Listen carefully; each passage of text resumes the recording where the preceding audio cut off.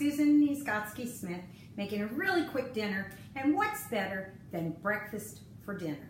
I came home from school. We're in our training and staff development before students join us next Monday the 27th, so a week from Monday. So I'm really excited to make something quick and easy.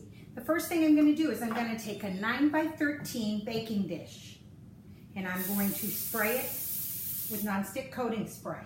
And then I am going to take 1 bag of O'Brien hash brown potatoes.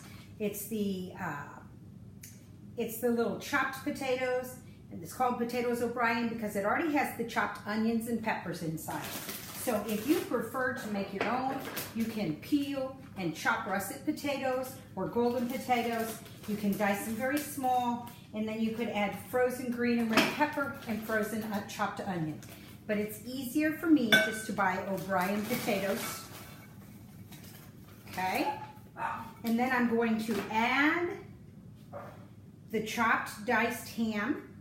This is a package and a half of the ham because my family likes extra. So I've got my chopped diced ham, and then I'm going to add some 2 cups of shredded cheese. And again, this is an age-old discussion that we have on my videos, but although this says 8 ounces, which is 1 liquid cup, or even 1 powder cup, 8 ounces of shredded cheese that's been aerated and has lots of volume is actually 2 cups. And it tells you that on the bag. It cautions you that it is 2 cups of cheese. We're going to put 2 cups of cheese in here. I am a little messy on the table today. I apologize for that in advance. And then you're supposed to put 1 tablespoon of Italian seasoning mix. I don't have any Italian seasoning mix, so I'm going to add about a tablespoon of parsley. And that's okay because it's in that same flavor profile. It's the Italian that you want to add a little bit of the Italian flavor. So it's in that same flavor profile. I guess I should have used a bigger mixing bowl, but I really wanted you to see all the lovely ingredients. So it couldn't be an easier meal. It's diced cubed ham, 1 bag of O'Brien chopped potatoes. We did the O'Brien because it has the frozen ingredients. I'm going to transfer this to my baking dish. In the transfer, some natural mixing occurred. You can see that. It's 1 bag of cheddar cheese, 1 bag of O'Brien potatoes, 1.5 containers of the chopped diced ham, and that was at the request of the people eating it. They wanted more ham this time. I don't blame them. And again, we're going for breakfast for dinner. We're going for breakfast for dinner. And we added a tablespoon, and it should be a tablespoon of either parsley or a tablespoon of Italian seasoning, whatever you have at your disposal. Now, one of my sons does not like onion and pepper. Charlie. Choosy Charlie, we should call him. Choosy Charlie. He doesn't like onion and pepper. That's fine because Choosy Charlie is working late at Taco Bell for the next 3 nights. So this will be a meal that serves Dale, my husband, of 30 years, King Charles, my son, who will be turning 21 in March, and Susan.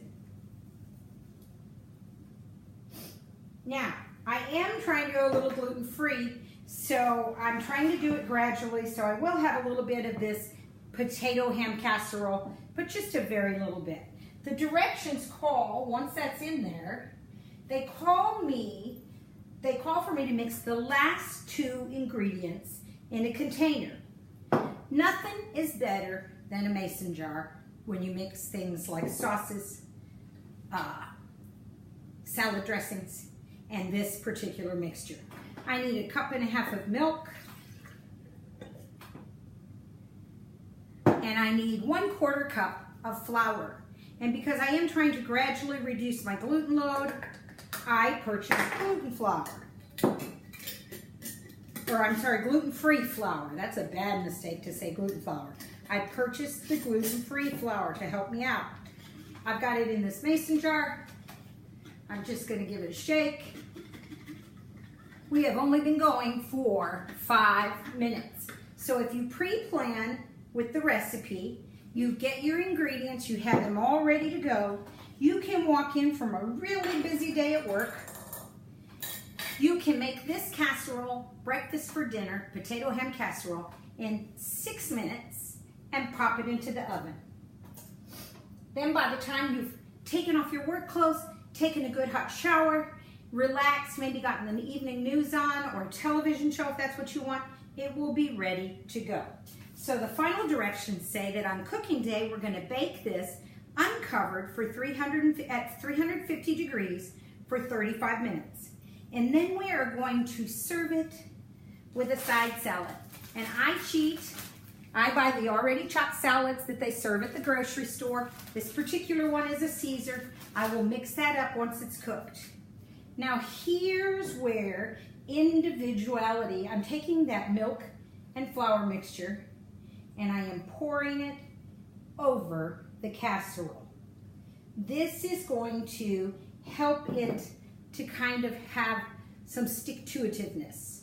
It won't just be potatoes sitting in there. We'll have milk and we'll have that melted cheese helping it stick together. And now it has that flour mixture. That flour mixture will thicken a bit and give it a base. And again, we did that in a mason jar. Easy peasy, lemon squeezy. All right, so here is the piece de resistance, or the final wonderful thing. Doesn't that look wonderful? And here is what will happen.